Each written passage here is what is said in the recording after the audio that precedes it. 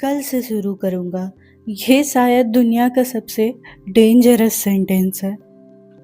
हम सब ने कभी न कभी ये बोला है, कल से पढ़ूँगा, कल से जिम जाऊँगा, कल से अपने गोल्स पर सीरियसली काम करूँगा। लेकिन एक सवाल है, अगर हमें पता है कि प्रोक्रेस्टिनेशन हमारा नुकसान करता है, तो हम फिर भी इसे बार-बार क्यों रिपीट करते हैं? क्या हम लेज़ी हैं? या फिर हमारा दिमाग किसी और तरीके से काम करता है? Hello everyone, Radhe Radhe. I hope you all are doing well. आज हम डू इट टुडे के चैप्टर 3 से समझेंगे कि साइंस प्रोक्रेस्टिनेशन के बारे में क्या कहती है और क्यों सिर्फ मोटिवेशन काफ़ी नहीं है। ऑथर चैप्टर की शुरुआत एक इंटरेस्टिंग बात से करते हैं।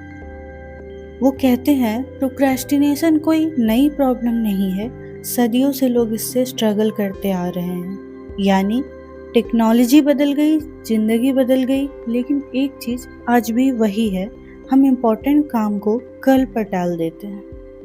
Let's discuss some important points. Procrastination doesn't start with laziness. हम अक्सर सोचते हैं मैं लेज़ी हूँ, लेकिन ऑथर कहते हैं प्रोक्रेस्टिनेशन का मतलब हमेशा लेज़ीनेस नहीं होता। कई बार हम काम इसलिए डिले करते हैं क्योंकि वो डिफ़िकल्ट लगता है या हमें डर लगता है कि कहीं हम फेल ना हो जाएं। इसलिए हम टेम्परेरी कंफर्टेबल चीज़ें चूज़ करते हैं, जैसे फ़ोन, यूट्यूब, सोशल मीडिया। उस वक्त जो अच्छा लगता है वही करते हैं, लेकिन बाद में गिल्ट और स्ट्रेस दोनों बढ़ जाता है। ग्रोथ डायरीज कहती है हम काम से नहीं, उस काम के डिस्कम्फर्ट से भागते हैं। Next point is every delay has a hidden cost.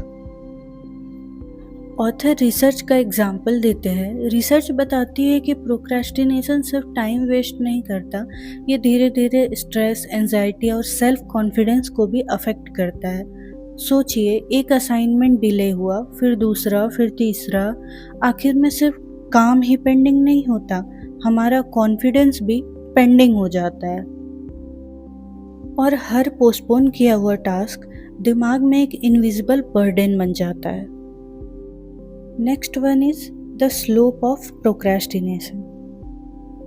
इस चैप्टर का मेरा favourite concept, the slope of procrastination.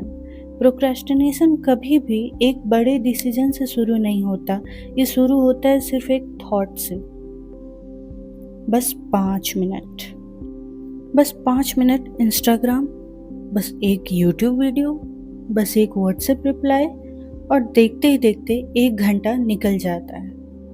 यही प्रोक्रेस्टिनेशन का स्लोप है।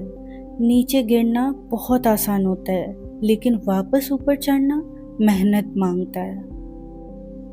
ग्रोथ डायरी सेज बड़ी प्रॉब्लम्स अक्सर छोटे डिसीजन से शुरू होती हैं। Now come to the next point. हम प्लान करते हैं कल से डिसिप्लिन रहूँगी, कल से ये करना है, कल से वो करना है, लेकिन सिर्फ विल पावर पर डिपेंड करना काफ़ी नहीं होता, क्योंकि विल पावर हर दिन सेम नहीं होती, कभी मूड होता है, कभी नहीं। इसलिए ऑथर सजेस्ट करते हैं अपनी लाइफ को मोटिवेशन से नहीं, सिस्टम से चलाओ। एक फिक्स्ड स्टडी टाइम होना चाहिए, फ़ोन से डिस्टेंस रखो, क्लियर डेडलाइंस रखो और डेली टारगेट्स को स्मॉल ब्लॉक्स में डिवाइड कर लो। जितना स्ट्रॉन्ग सिस्टम होगा उतनी कम प्रोक्रेस्टिनेशन होगी। Next one is action beats waiting. इस चैप्टर का सबसे बड़ा लेसन, परफेक्ट मूड कभी नहीं आता, परफेक्ट टाइम भी नहीं आता। जो लोग प्रोग्रेस करते हैं वो वेट नहीं करते, वो बस स्टार्ट कर देते हैं, चाहे सिर्फ 10 मिनट के लिए ही सही। और एक छोटा सा एक्शन एक बड़ी जर्नी की बिगनिंग बन जाता है। ग्रोथ डायरीज की रिफ्लेक्शन। आज के चैप्टर से 3 बातें याद रखिए। पहली, प्रोक्रेस्टिनेशन लेजीनेस से ज़्यादा सेल्फ मैनेजमेंट का इशू है।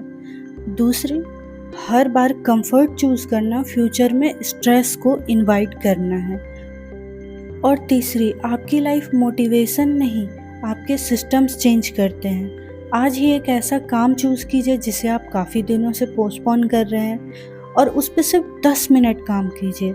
शायद वही 10 मिनट आपकी लाइफ का टर्निंग पॉइंट बन जाए।